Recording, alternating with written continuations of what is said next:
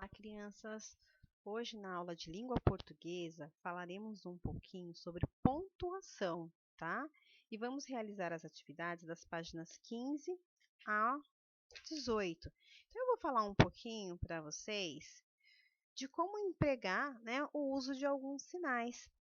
Exemplo, quando eu vou utilizar dois pontos, é para anunciar que algum personagem vai falar, ou que alguém vai falar, é para representar, né, que algo será falado, tá? O ponto de interrogação, né? Ele indica uma pergunta, né? Um questionamento. O ponto de exclamação, ele já serve para expressar surpresa, alegria, algum tipo de emoção, espanto, tá bom? E para finalizar, a gente utiliza, tanto para fazer uma afirmação ou uma negação, a gente utiliza sempre o ponto final, tá? O travessão a gente utiliza para representar que alguém está falando, tá? Crianças, a questão assim do uso, né, do quando saber empregar corretamente o uso do sinal, isso é com o tempo, né? Agora no terceiro ano, vocês veem assim um pouquinho por cima, conforme vocês vão fazendo as atividades, a professora vai, né, vai reforçando com vocês a questão do uso da pontuação. Então, assim, é no decorrer do tempo que vocês vão aprendendo a utilizar corretamente o ponto, os pontos, né? As pontuações corretamente, como pontuar corretamente numa frase, né? Então agora a Pro vai começar a explicar as páginas, tá bom? Então eu quero que vocês façam aqui a leitura, né? Ó, teatralizando.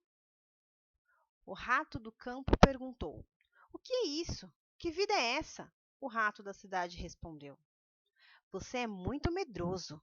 Eu gosto de viver perigosamente." Número 2. Houve diferença no tom de voz no diálogo acima?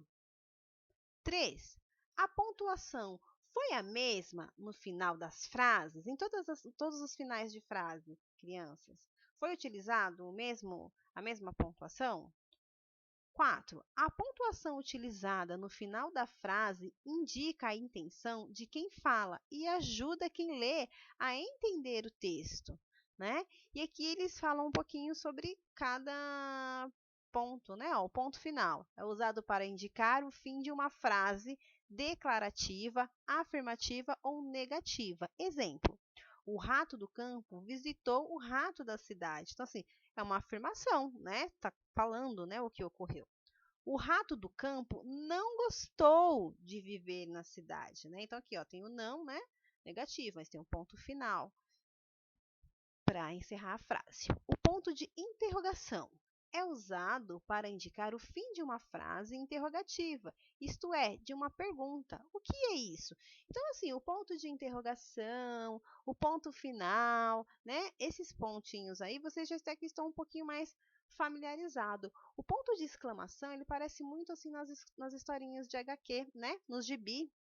Então, conforme a gente lê, o ponto de exclamação, ele dá toda uma entonação, né, na história.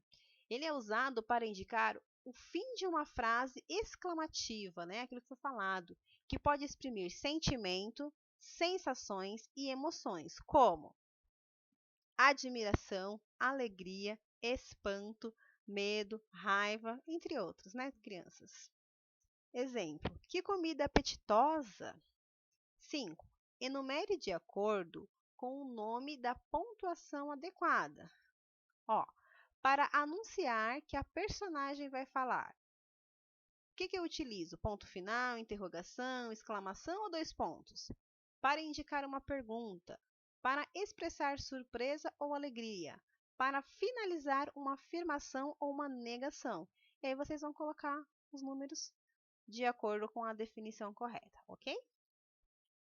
Nessa atividade aqui, número 6, coloque a pontuação adequada no trecho a seguir. Então, vocês vão utilizar o travessão, tá? Que está indicando quando alguém está falando, está havendo uma conversa, um diálogo, né? Vocês vão utilizar o ponto de interrogação, dois pontos, ponto de exclamação e o ponto final, tá bom? Eu vou deixar essa atividade aqui, eu vou deixar vocês tentarem fazer sozinhos, tá bom? Para ficar mais, para eu ver como é que está a questão da pontuação aí para vocês. Na página 17, tenho aqui o item conhecendo mais, campo ou cidade. Eu quero que vocês façam, né, a leitura desse texto, depois tem aqui uma tirinha, né? Ler é bom, tá? E eu quero que vocês façam uma leitura, tá? E aí nós vamos refletir acerca do ambiente urbano, né, e o rural. Porque assim, cada um, ele tem as suas próprias características, sua própria cultura, mas os dois estão interligados, porque assim, o campo, ele manda comida para a cidade, né? Outra característica, o campo, né? Ele acaba assim, a sua atividade econômica acaba sendo, né? Através do solo também, né? Através do solo, tá bom? Então seria mais essa reflexão que eu gostaria que vocês fizessem, ok? Vamos para a próxima página.